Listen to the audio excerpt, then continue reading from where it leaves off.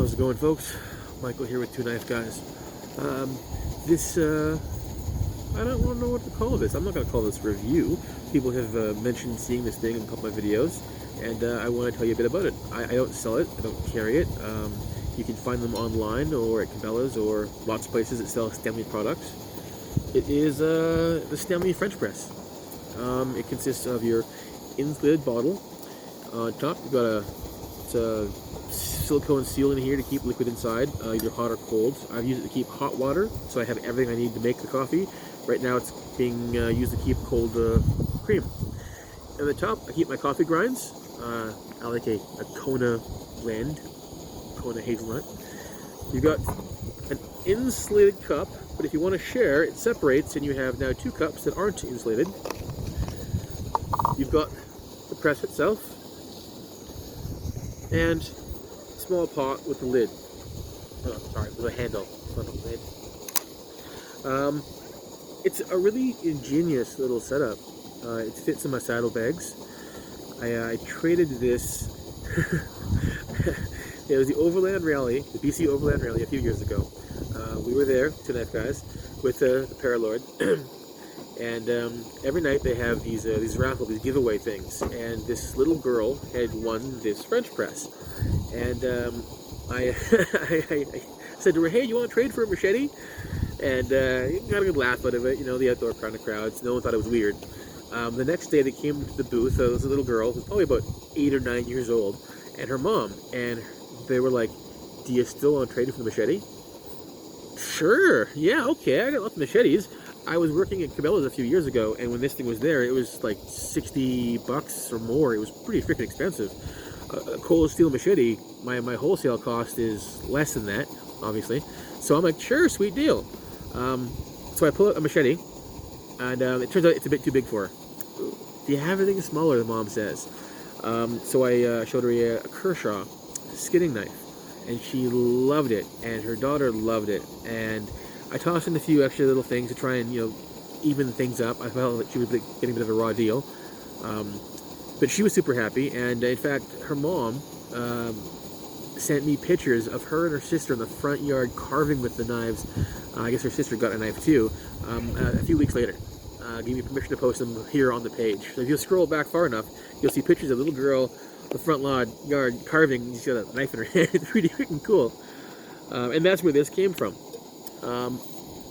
Today is a gorgeous day for a ride. I am at the Hope Slide, about 5-10K past Hope, BC, and I wanted a coffee, and this is a great spot. The picnic tables are like 30-40 feet apart. There's no one near me. There are people here, but we're all maintaining our social distancing, and you can do the same. Go outside, get some outdoor time. I call it dirt time. I will literally roll around in the dirt, sometimes camping. Take your shoes and socks off, walk barefoot through the grass. Do something, reconnect. Nature, it's important. Back to this. So, over the past few years of me using this, I have discovered techniques that work for me. They might not work for you, maybe I'm doing it the right way, whatever. This is what I do to get a cup of coffee that I think is tasty out of it. Water goes in, grounds go in, cold. Right after it comes to a boil and the coffee starts foaming up, I take it off and let it sit there for a few minutes. It's really easy with this little stove and this pot for the coffee to bubble oil over and make a big mess. I've done it lots on my hood. Some friends of mine have filmed testify to that. So I found that if you just the boiling point, the coffee all wet, it starts getting frothy and starts to bubble, boom, done. Take it off, kill the stove, let it sit for a couple minutes. Let the coffee grind settle ever so gently with the French press, and pour and enjoy. I've mixed a little bit of sugar with my 14% coffee cream. I like a lot of fat in my coffee. A little bit of sugar, a lot of fat. That's me. And then that's it. I'm gonna go. It's just about at that point.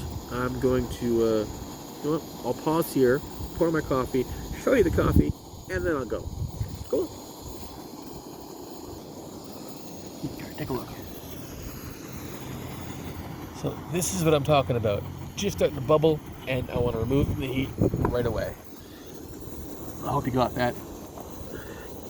Kill the stove.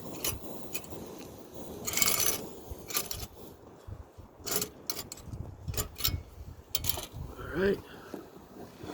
Now, you want to let this just sit for a minute or two.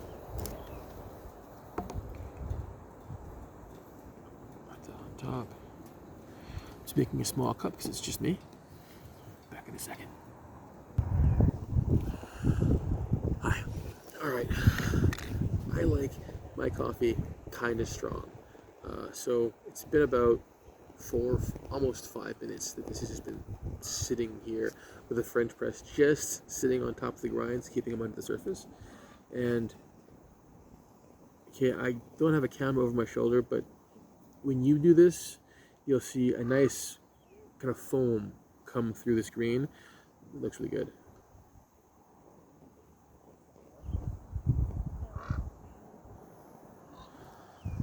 My sugary cream is already in my cup.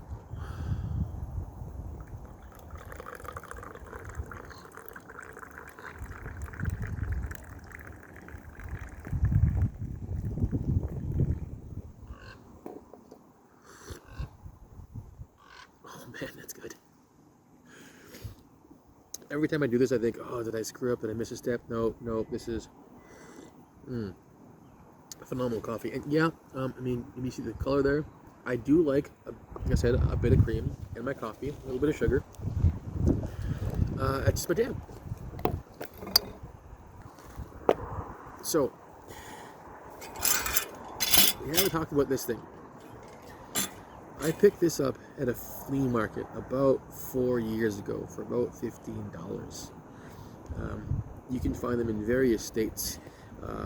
They use all the same parts. You can still get the parts from Coleman. They're reliable. They work well. They fit in your saddlebag. Okay, this all fits. Even the Pathfinder bottle. Tons of room in my saddlebags. It all fit in a backpack too. You know, even a day pack. You could just put this in, go someplace, have yourself a little coffee, have yourself a smoke if you're so inclined, and enjoy the nature. Show you what I see over here.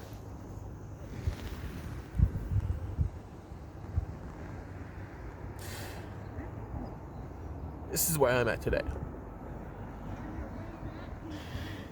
It took me a whopping about an hour to get here, and I stopped for fuel.